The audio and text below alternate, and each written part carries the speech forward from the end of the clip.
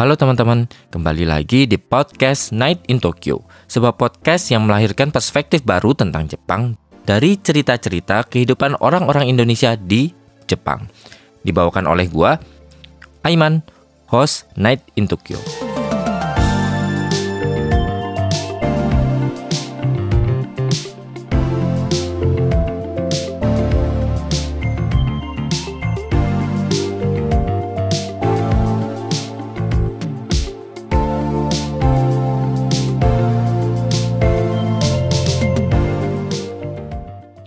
Halo teman-teman, kembali lagi dengan gua Iman di Night in Tokyo.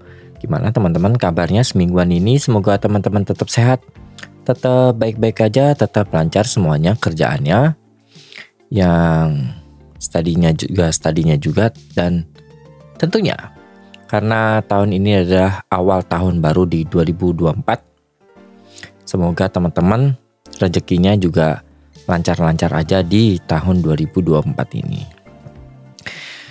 Ya seperti judulnya. Jadi mungkin tahun lalu itu gua membuat satu episode perdana di 2023 ngomongin tentang resolusi, refleksi dan realisasinya seperti apa gitu.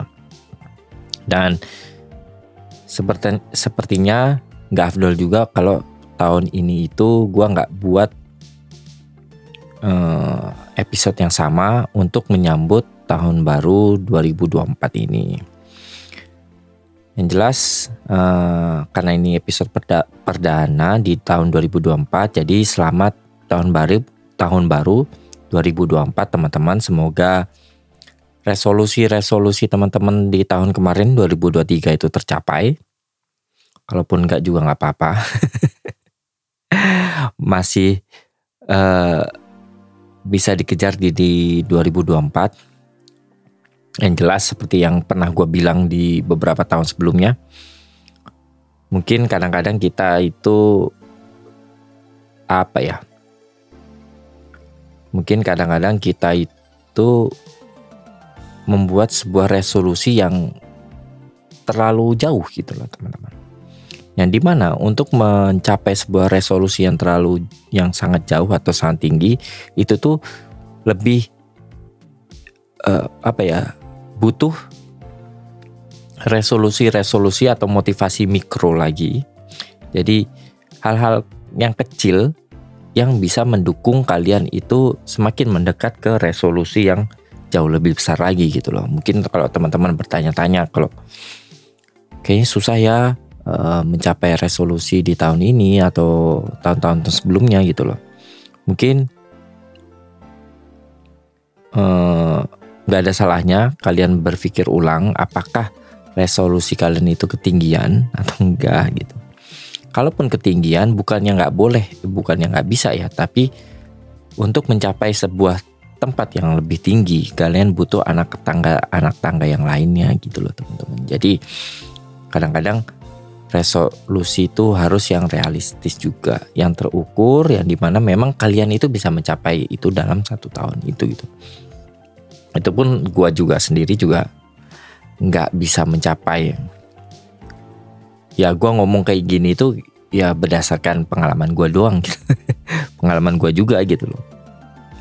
Jadi ya dulu gua mungkin sama dengan kalian gitu loh. Resolusi hanyalah resolusi gitu loh. Tercapai atau enggak gitu. Ya intinya kalau memang kalian enggak tercapai, bisa merefleksikan diri gitu loh. Apakah resolusinya udah sesuai atau resolusinya udah sangat terukur, atau memang itu bisa dicapai, atau memang ketinggian juga gitu. Bukan yang enggak boleh yang tinggi seperti yang gue bilang dari awal. Kalian butuh anak tangga yang jauh lebih kecil lainnya gitu loh. Jadi resolusi kecil yang nantinya akan mengantarkan kalian ke resolusi yang lebih besar gitu. Gak afdol kalau kita itu gak merecap episode Night in Tokyo sebelumnya di tahun 2023 gitu. kalau gue melihat episode-episode tahun kemarin itu, gue membukanya dengan perdana di tahun 2003, berarti sama ya, sekarang perdana di tahun 2024 tentang refleksi, resolusi, dan realisasi gitu. Dan dilanjutkan episode selanjutnya itu ada Nadia datang ke Jepang, pergi dan kembali lagi. Nah, sebenarnya mungkin kalian yang nggak tahu, Nadia itu dulu kita itu sempat datang ke Jepang bareng, nggak bareng sih, gue duluan beberapa bulan gitu. Habis itu dia datang, kita sekolah bahasa di tempat yang sama. Akhir punya target yang beda-beda tentunya. Gue tadinya PNS 2, gue nggak kejar jadinya. Gue ngambil Semonggakko, dia itu tadinya mau masuk kuliah di universitas di Jepang karena IGU atau ujian masuk universitas Jepang skornya kurang, terus kayaknya dia pesimis dan akhirnya pergi ke Australia. Yang dimana setelah dia lulus dan menikah, akhirnya malah kembali lagi ke Jepang kayak gitu. Ya mungkin saat itu gimana ya? Ya mungkin saat itu banyak gejolak dan butuh pertimbangan ya, namanya kehidupan kan pasti ada yang gak semuanya lurus, pasti ada yang ke kanan ke kiri dan lain-lain. Meskipun pada akhirnya dia lebih serak di Jepang dan kembali lagi, ya nggak apa-apa juga gitu loh, kayak gitu. Jadi ya semua orang punya jalan masing-masing. Dan kemudian ada satu episode dengan Bu Nin, Alifah. Jadi ibu dan anak buat kafe Indonesia di Jepang. Nah, ini tuh kalau kalian berpikir bahwa kafe ini adalah kafe kopi kalian yang ada di Harajuku, bukan teman-teman. Jadi ini adalah kafe kedua yang dimiliki oleh orang Indonesia di Jepang, teman-teman. Jadi selain kopi kalian yang ada di Harajuku, jadi ada kafe Indonesia juga di Tokyo, yang itu ada di daerah Kotoku. Jadi namanya bukan kopi kalian, apa namanya? Payuen. Maafkan Bu Nin dan Alifah. Jadi Payuen Cafe itu ada di daerah Kotoku. Buat teman-teman yang ada di Tokyo, di Indonesia, terus pengen datang dan mendukung kafe Indonesia yang ada di Tokyo, bisa datang juga nih ke Payu Coffee gitu. Nah, di Payuen Coffee itu kadang-kadang suka ada acara karaoke, terus anak-anak stand up juga kadang-kadang beberapa sesekali buka open mic di sana juga dan lain-lain gitu loh. Pokoknya seru juga gitu loh. Ya memang tempatnya nggak di sentral banget kayak kopi kalian, tapi nggak ada salahnya kalian jalan-jalan ke agak Kotoku, jadi nggak ke tengah, agak pinggir dikit itu di daerah Tokyo, dan bisa menikmati kopi brown sugar seperti yang kalian minum di Indonesia. Nah, itu kamu bisa nikmati juga di Payuen Coffee. Jadi ceritanya cukup inspiratif ya menurut gue, karena Bu Nin sendiri bukan yang native Japanese gitu, jadi dia juga belum segitu, ya udahlah cukup lama tapi belum yang lama-lama banget di Jepang, tapi dengan anaknya dia mendirikan kafe Indonesia di Tokyo gitu loh, gitu. Lanjut ke episode keempat selanjutnya itu. Oh iya, jadi yang gua baca di sini tuh episode yang bareng guys ya teman-teman, bukan masih atau yang episode selingannya. Jadi di episode selanjutnya itu gua ngobrol dengan Mr. X. Kalian gak perlu tahu Mr. X. Jadi membahas tuntas dunia prostitusi di Jepang bersama Mr. X. Seperti yang kalian tahu dari judulnya itu, kita ngebahas tentang prostitusi. Ya benar, karena dia sendiri adalah orang yang pernah memakai jasa itu di Indonesia. Mungkin bukan pernah ya, di Indonesia, di Jepang. Mungkin bukan pernah ya, bahkan dulu sering gitu. Ya cukup berpengalaman lah kayak gitu. Nah, kita tuh ngobrolin tentang dunia, apakah di Jepang itu legal atau ilegal, seperti apa industrinya, terus kita sebagai foreigner itu apakah punya privilege yang sama dengan orang Jepang dalam kalau pesan PSK dan lain-lain kayak gitu-gitu tuh, semuanya ada di episode kayak gitu. Jadi kalau teman-teman pengen penasaran tuh seperti apa sih episodenya, cari aja ke bawah gitu, di episode 4 season 2 membahas tuntas dunia prostitusi di Jepang bareng Mr. X. Ya seperti halnya memang orang Indonesia suka nih bahasan-bahasan kayak gitu. Jadi fun fact-nya adalah episode 4 membahas tuntas dunia prostitusi di Jepang bareng Mr. X itu adalah episode yang paling banyak didengarkan oleh teman-teman. Memang ya teman-teman, masalah beginian aja ya rame tuh. Jadi kalau menurut data dari dulu Anchor sekarang itu Spotify for podcaster, episode terbanyak yang didengerin punya kamu adalah episode 4 membahas tuntas dunia prostitusi di Jepang bareng Mr. X. Episode ini didengarkan 665%, jauh lebih banyak dari rata-rata episode gua gitu. Jadi 6 kali lipatnya, teman. Gila. Jadi episode biasa itu dirata-ratakan dikali 6 itu tuh adalah seberapa banyak crowd orang yang dengerin episode gitu. Ya memang nggak bisa dipungkiri lah, bahasan kayak gitu tuh kalian pasti suka gitu. Apalagi Jepang gitu loh, apalagi tempatnya itu di Jepang, kalian pasti familiar dengan film gitu yang Jepang ya. Pasti punya penasaran juga seperti industri aslinya tuh kayak gimana sih di Jepang gitu. Nah, buat kalian yang penasaran silahkan dengarkan di episode 4 di season 4 season 3 4 ya guys, season 4 yang tahun 2023. Selanjutnya ada Sista,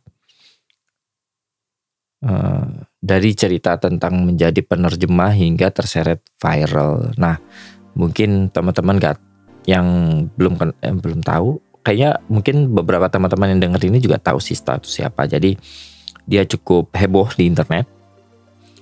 Yang paling heboh adalah kemarin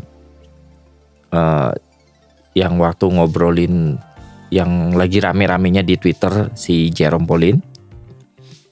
Dia ikut terseret juga karena dia sebenarnya cuma bersuara sebagai orang Indonesia yang tinggal di Jepang doang gitu loh. Mungkin entah hatersnya si Jerome itu juga akhirnya ngumpul di komen itu juga jadi rame, terus pendukungnya Jerome juga ikut nimpalin jadi rame gitu loh. Sebenarnya tweetnya dia tuh ya nggak menjerumuskan apa-apa gitu, ya dia cuma beropini sebagai orang Indonesia yang ada di Jepang aja gitu loh. Gitu ya, pokoknya rame lah, keseret kan. Nah, beberapa tweetnya juga ya nggak tahu, dia sering viral aja lah di Twitter. Mungkin ya nggak tahu lah, atau dia sebenarnya tahu gimana caranya viral di Twitter. Itu oke. Selanjutnya di episode selanjutnya itu gua ngobrol dengan Freely, Teh Freely. cerita dia memulai dari nol banget di Jepang, luntang-lantung dan lain-lain gitu loh. Karena ya masalah detailnya kalian bisa dengerin lah di episode sama Teh Freely ini. Jadi Freely memulai dari nol sampai membawa Noah ke Jepang. Nah, kalau kalian penasaran siapa ya di balik orang yang membawa Noah konser ke Jepang tuh, salah satunya adalah Teh Freely ini gitu. Meskipun awalnya cerita kehidupan dia yang kayak semulus-mulus banget gitu loh. Ya struggle di mana-mana gitu loh, punya masalah dan lain-lain, sempat tidur di sempat tidur di mobil katanya dia itu. Pokoknya struggle banget lah dulu. Ya kalau sekarang sih ya mungkin udah cukup settle lah. Terus bisa akhirnya mendatangkan Noah 2 kali teman-teman ke Jepang. Padahal tahun depan Noah udah hiatus, tapi bisa ditutup di konser Yokohama kemarin di Jepang gitu. Selanjutnya ada Tacha. Jadi kehidupan anak Bunka Fashion College bersama Natasha. Jadi Natasha ini juga teman dari teman. Terus akhirnya kita jadi teman. Dia itu anak yang belajar atau mahasiswa lulusan universitas fashion paling terkenal dan salah satu juga paling terkenal di dunia, yaitu Bunka Fashion College di Jepang teman-teman. Jadi buat teman-teman yang tertarik untuk belajar di Bunka Fashion College, bisa dengerin podcast ini di nomor 07. Dia cerita gimana dia memulai datang ke Jepang belajar bahasa Jepang, terus akhirnya masuk ke kehidupan kampus di Bunka Fashion College ini. Nah itu kalian yang penasaran pengen dengerin seperti apa kehidupannya, bisa dengerin aja langsung di episode 7 kehidupan anak Bunka Fashion College bersama Natasha. Selanjutnya ada Ajis Fatur. Oh, halo Ajis. Ajis sudah pulang sih sebenarnya. Dia sekarang udah balik di Indonesia. Jadi Ajis Fatur itu anak Bekasi Pride, Kensuke dan stand up di Jepang. Jadi mungkin teman-teman yang udah cukup banyak dengerin Night in Tokyo, banyak banget sebenarnya anak-anak komunitas stand up Indo Tokyo yang gue undang di podcast ini. Nah salah satunya adalah Ajis Fatur ini. Jadi dia anak Bekasi datang ke Jepang sebagai Kensuke atau anak trainee dan mencoba stand up, masuk komunitas stand up Indo Tokyo. Sebenarnya dia udah ikutan sih di komunitas Bekasi, tapi dia masuk ke stand up Indo Tokyo di Jepang. Jadi kalau teman-teman penasaran pengen tahu cerita Ajis sebagai anak Kensuke dan anak stand up di Jepang tuh kayak gimana, nah bisa dengerin langsung di episode 8 Ajis Fatur Bekasi Pride, Kensuke dan stand up di Jepang. Episode selanjutnya ada Naohiro Katsumata. Wow, darah Jepang jiwa Jawa. Nah, ini mungkin tamu yang cukup terkenal sebenarnya teman-teman. Apalagi teman-teman pernah nontonin YouTube-nya Londo Kampung yang episode Mas Nao ini. Jadi dia dipanggilnya Mas Nao. Jadi Mas Nao ini adalah orang Jepang yang kecil pindah ke Indonesia dan akhirnya besar kuliah sampai S2 di Jogja teman-teman. Jadi Jepang bahasa Indonesianya tuh udah native, boso Jawanya alus. Nah, kalau tertarik dengan gimana sih cerita masa kecilnya Mas Nao, terus remajanya dan lain-lain, itu kalian bisa dengerin aja di episode 9 Naohiro Katsumata, darah Jepang, jiwa Jawa. Selanjutnya ada Bang Toru, putra daerah, beasiswa, dan stand up komedi. Nah, Bang Toru ini adalah salah satu anak penerima beasiswa pemerintah Jepang, Max, yang putra daerah asal Danau Toba. Jadi benar-benar daerah ini, dan bisa dapat beasiswa ke Jepang sampai S2 kayaknya dia, sampai S2, dan akhirnya sekarang bekerja di salah satu perusahaan di Jepang. Nah, buat teman-teman yang pengen tahu nih, apalagi yang dari daerah, gimana caranya bisa dapat beasiswa di Jepang, cari beasiswa harus seperti apa, kehidupan anak beasiswa itu seperti apa gitu, gimana bertahan hidupnya dan lain-lain, belajar dan lain-lain, itu bisa banget dengerin episode 10-nya nih, Bang Toru, putra daerah, beasiswa, dan stand up comedy. Oh, dia itu anak komunitas stand up Indo Tokyo juga ya teman-teman. Dan salah satu yang terlucu menurut gue ya. Gitu. Selanjutnya di episode 11 ada Fahri, seni bertahan hidup di Jepang. Nah, ini adalah anak Jawa Timur. Asalnya mana ya? Ngawi ya? Ngawi apa Solo ya? Atau Sragen, lupa deh, daerah situ ya pokoknya. Jadi Fahri ini tuh banyak bercerita tentang kayak bagaimana dia akhirnya bisa bertahan hidup sebagai kensuke di Jepang, bahwa kita tahu ya di Jepang itu kadangkala bahkan bahkan biasanya orang itu culture shock ke Jepang karena image Jepang itu yang kita tahu di Indonesia itu kayak bagus-bagusnya doang gitu loh. Tapi ketika di sini akan berbenturan dengan budaya Jepang seperti apa, budaya kerjanya, terus culture-nya, culture yang lainnya gitu loh, terus kehidupannya seperti apa, harga barang dan lain-lain, peraturan dan lain-lain, itu tuh kalian bisa culture shock gitu loh di Jepang. Jadi apa yang kadang-kadang kita ekspektasikan di kepala kita ketika sebelum datang ke Jepang itu kayak berbanding kebalik gitu loh. Bukannya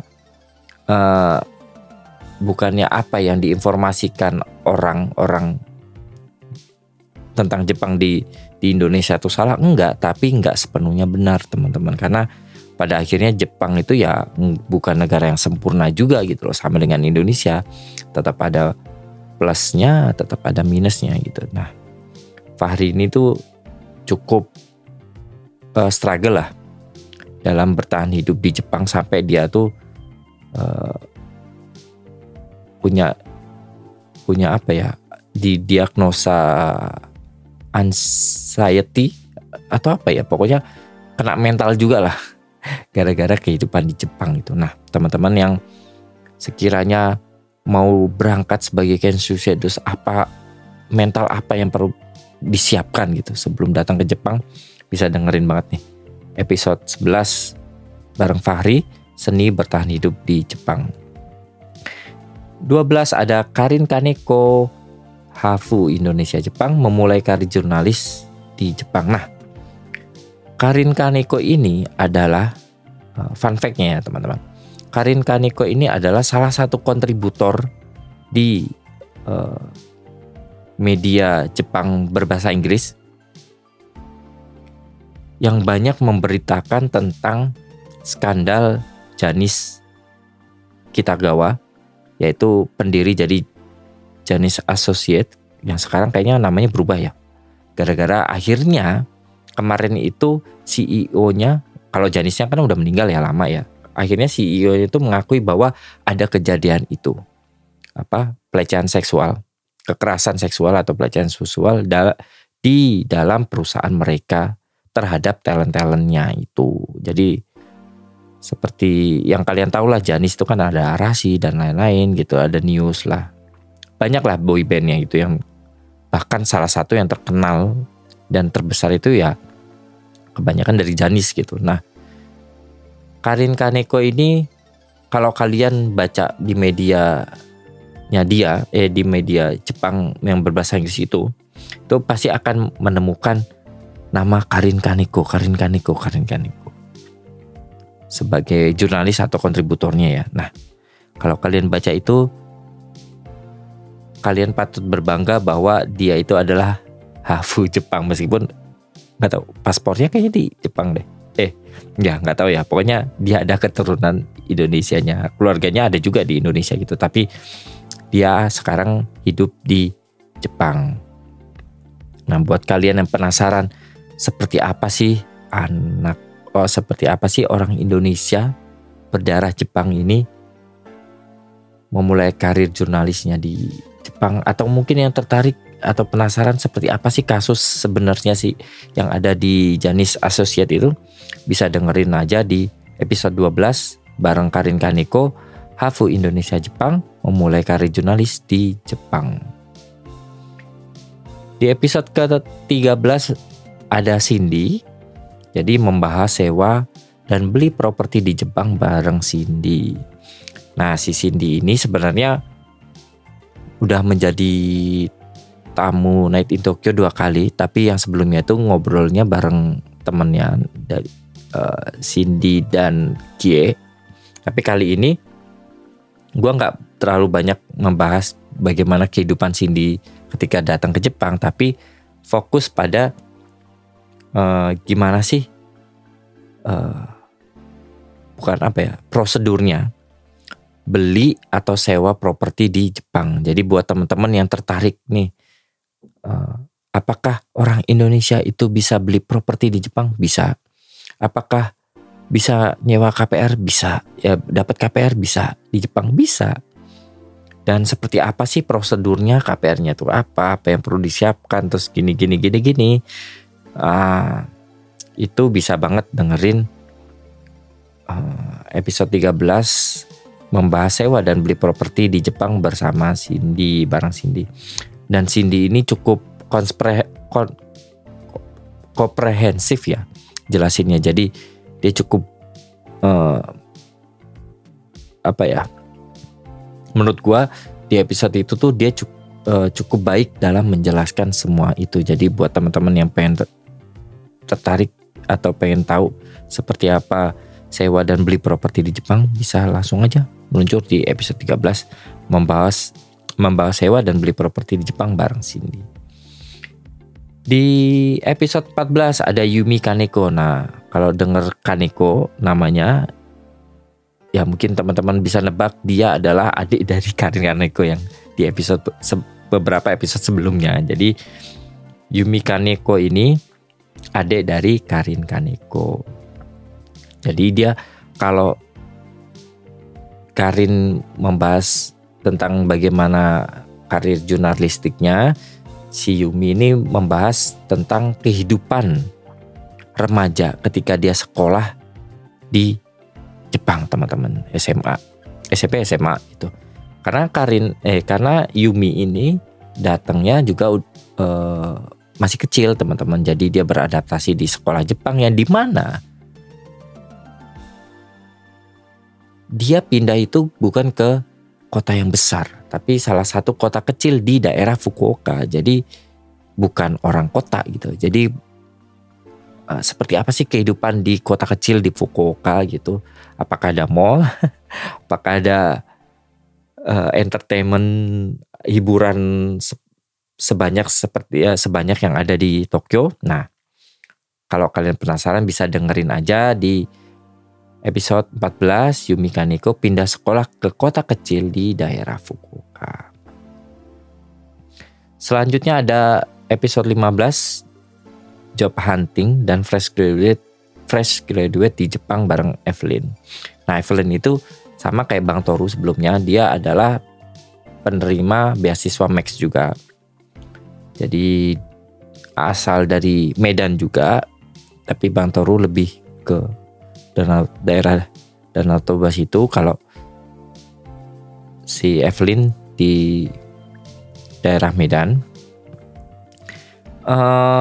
Kalau kalian tertarik juga dengan beasiswa, bisa dengerin yang episode ini juga yang bareng Evelyn. Dan Dia itu juga di episode ini bercerita bagaimana job hunting atau menjadi fresh graduate kerja di perusahaan Jepang itu seperti apa. Nah, di episode ini Evelyn menjelaskan atau bercerita banyak tentang itu gitu. Jadi buat teman-teman yang penasaran seperti apa anak beasiswa, terus job hunting dan fresh graduate itu bekerja di Jepang, bisa aja langsung cari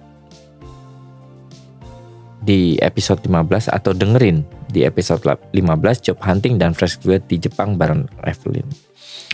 Di episode 16 ada Hiroaki Kato. Halo, wah, siapa yang nggak kenal nih Hiroaki Kato. Jadi episode 16 meninggalkan Jepang demi berkarir musik di Indonesia. Seperti yang kita tahu, orang Jepang yang paling native di dunia entertainment, orang Jepang yang paling native bahasa Indonesia, Hiroaki Kato, yang akhirnya punya karir musik di Indonesia juga, di Indonesia juga. Nah itu bercerita banyak tentang perjalanan hidupnya dia di Indonesia, di Jepang, terus bagaimana dia mengenal dengan budaya Indonesia dan akhirnya tertarik untuk berkarir di Indonesia. Nah, semua itu ada atau bisa didengerin di episode ini, teman-teman. Jadi episode 16 Hiroaki Kato meninggalkan Jepang demi berkarir musik di Indonesia. Selanjutnya di episode 17 ada idol Jepang jenius yang menyerempet bahaya bersama Irsha. Sebenarnya Irsha ini bukan pertama kalinya teman-teman datang ke episode ini, ke Night in Tokyo. Dia udah pernah datang ke Night in Tokyo sebelumnya. Mungkin teman-teman yang pernah dengerin cerita Mas Irsha yang sempat luntang-lantung terus akhirnya tinggal di Jepang, tinggal di salah satu masjid di Jepang. Nah itu dia orangnya. Sebenarnya dia itu cukup antusias ya dengan dunia peridolan di Jepang. Jadi buat kita tuh di sini tuh bukan ngebahas tentang idolnya. Jadi kita tuh ngebahas tentang seperti apa sih sistem idol itu gitu. Karena industri idol atau sistem idol itu tuh cuma ada di Indonesia, di Jepang, teman-teman. Dan itu tuh menurut kita itu tuh ya adalah sebuah sistem yang jenius sekaligus sedikit nyerempet bahaya gitu. Beberapa bulan lalu sempat ada heboh di Twitter gitu tentang fans JKT pedofilia kayak gitu-gitu. Nah itu tuh kita juga sempat bahas di episode ini. Jadi buat teman-teman yang suka dengan pop culture, peridolan Jepang, nggak ada salahnya dengerin di episode 17 bareng Irsha, idol Jepang jenius yang menyerempet bahaya bersama Irsha. Selanjutnya ada Mas Nao lagi nih. Jadi tahun ini tuh Mas Nao udah datang ke Night in Tokyo 2 kali, teman-teman, berbagi ceritanya. Tapi di episode 18 ini Mas Nao nggak bercerita lagi tentang kehidupannya di Indonesia seperti apa, tapi dia lebih cerita tentang masa mudanya, SMA, kuliah, dan yang paling menarik adalah Mas Nao ini rupanya adalah member band Sastro Muninya UGM. Jadi mungkin anak-anak UGM, gue bukan UGM ya maksudnya anak-anak UGM pasti tahu nih band Sastro Muni itu. Nah Mas Nao ini orang Jepang tapi sempat menjadi salah satu member Sastro Muninya UGM itu, teman-teman. Jadi buat teman-teman yang tertarik seperti apa kehidupan orang Jepang yang nyasar di UGM terus menjadi salah satu band lawak Sastro Muni, terus sempat diundang kemana-mana gini ya, kayak gitu-gitu.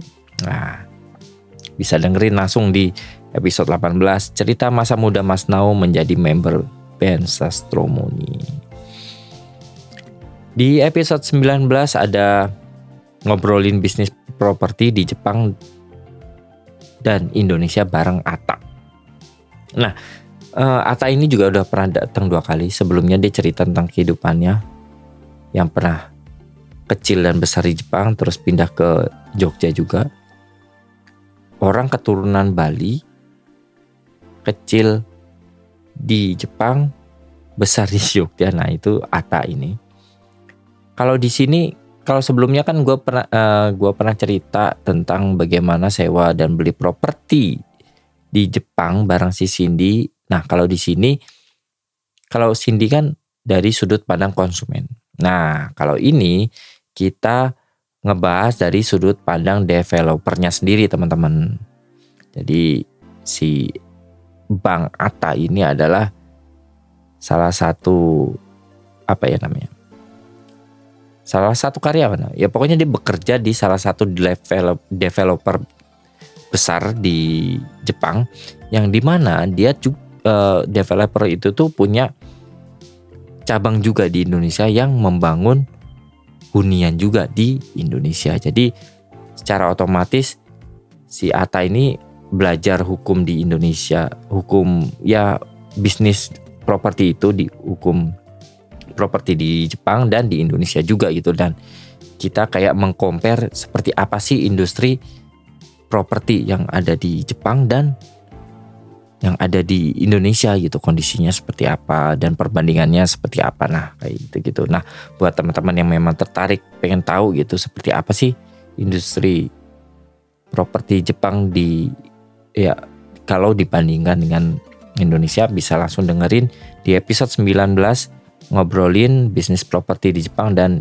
Indonesia bersama Ata.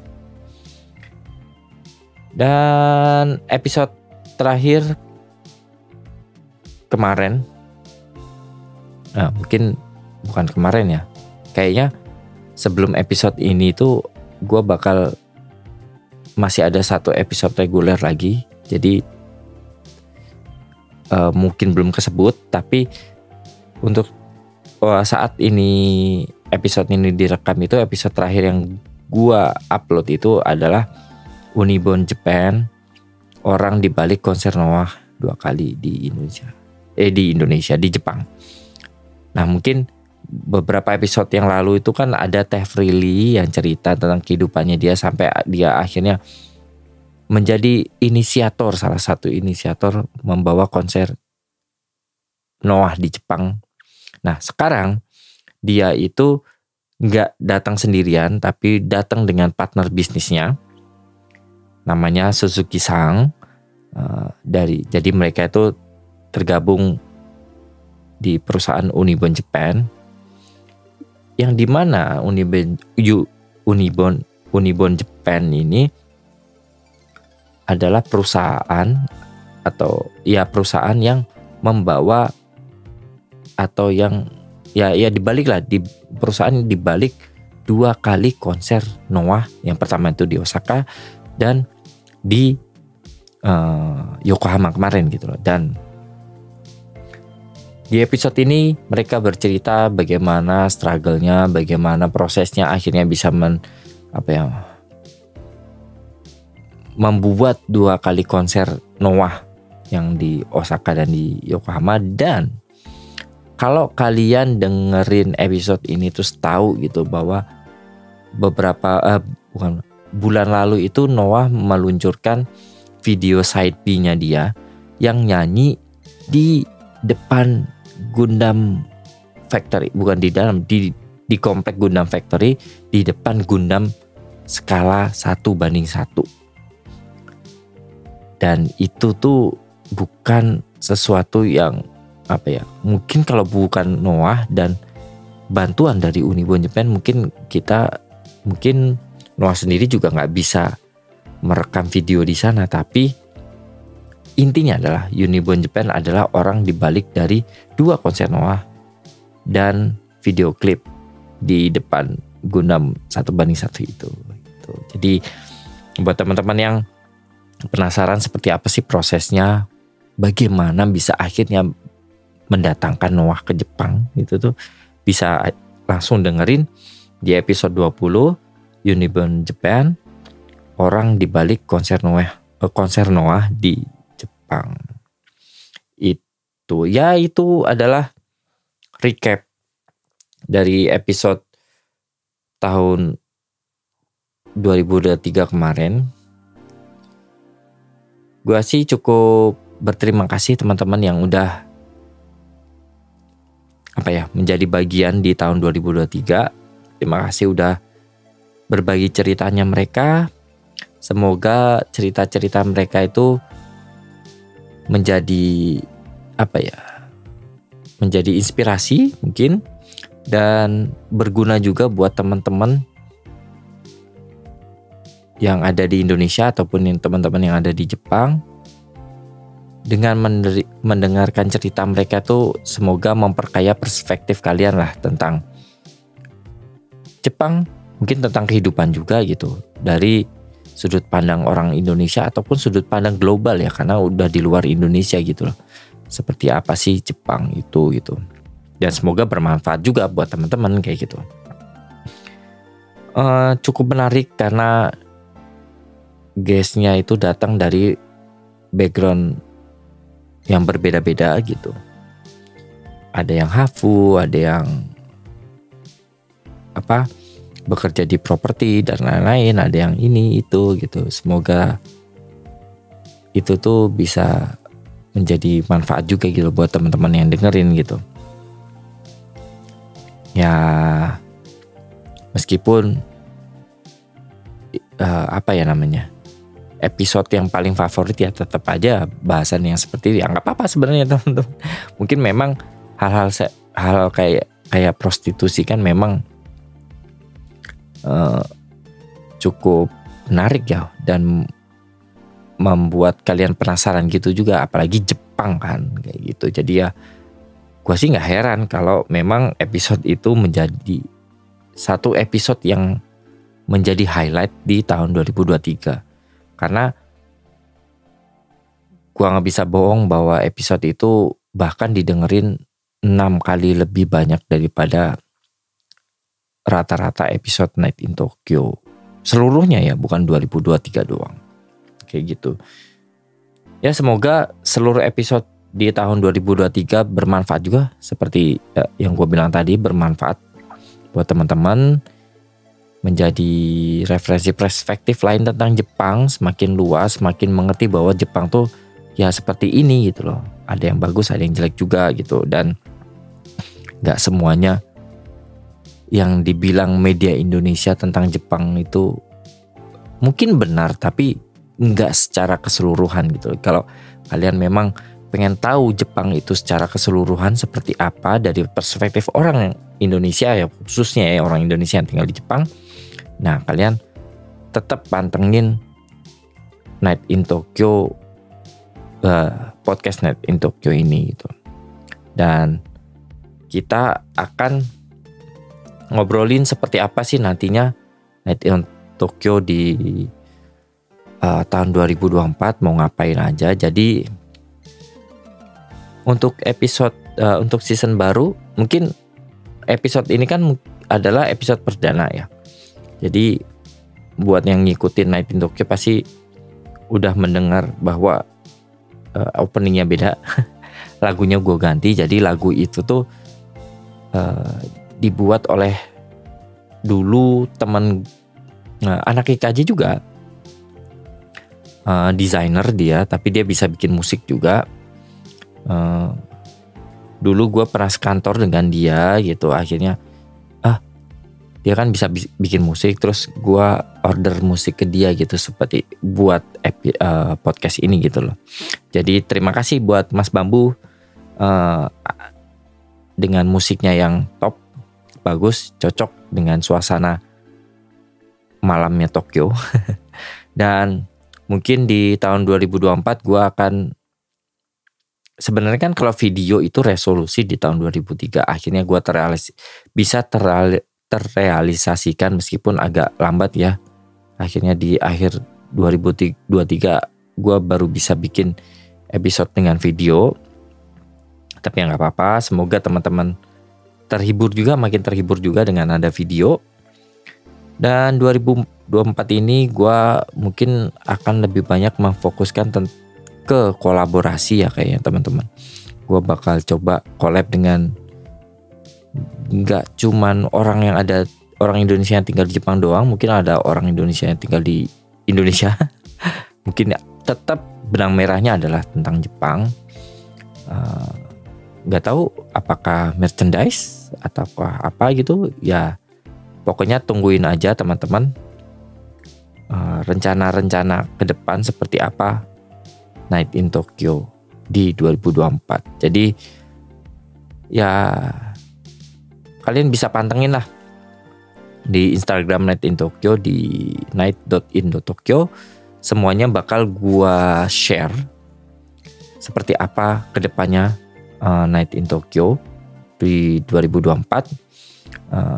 Yang rencananya seperti apa, mungkin ada proyek kolaborasi dengan podcaster lain atau apa gitu. Nah, semuanya lo bakal bisa lihat di Instagram Night in Tokyo di night.in.tokyo night.in.tokyo gitu. Yang jelas terima kasih teman-teman, untuk 2023 akhirnya kita bisa menutup 2023 dengan sesuatu yang baik. Semoga teman-teman juga bisa menutup dengan sesuatu yang baik. Semoga resolusinya juga tercapai juga di 2023. Yang belum gak apa-apa, mungkin bisa menyusun rencana yang lebih baik lagi. Mungkin harus dimikrokan lagi buat menyambut dan menuju ke 2025 kayak gitu. Oke, terima kasih teman-teman udah setia dengerin Night in Tokyo di tahun 2023 ini. Semoga teman-teman tetap terhibur dengan Night in Tokyo selamanya, seterusnya. Khususnya 2024 ini, karena gue akan tetap terus berusaha menyajikan sesuatu yang baru. Jadi gak gitu-gitu aja Night in Tokyo. Entah ada perubahan ini itu, bahkan desain ya mungkin ya, nggak tahu. Pokoknya tetap pantengin terus Night in Tokyo, dengerin terus juga podcastnya. Bisa follow di Instagram Night in Tokyo di night.in.tokyo, karena seperti biasa gue bakal share hal-hal yang berkaitan tentang Jepang dan hal-hal yang berkaitan tentang podcast ini. Semuanya ada di Instagram Night in Tokyo, night.in.tokyo. Dan tentunya teman-teman juga bisa dengerin seluruh podcast yang ada di sini di Night in Tokyo, dari podcast paling awal sampai yang paling baru sekarang, semuanya ada di website www.nightintokyo.com.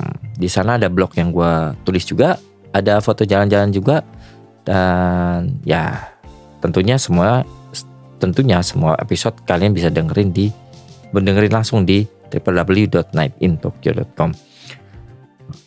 Oke, terima kasih teman-teman buat tahun 2023. Semoga teman-teman makin sukses, makin lancar semuanya di 2024.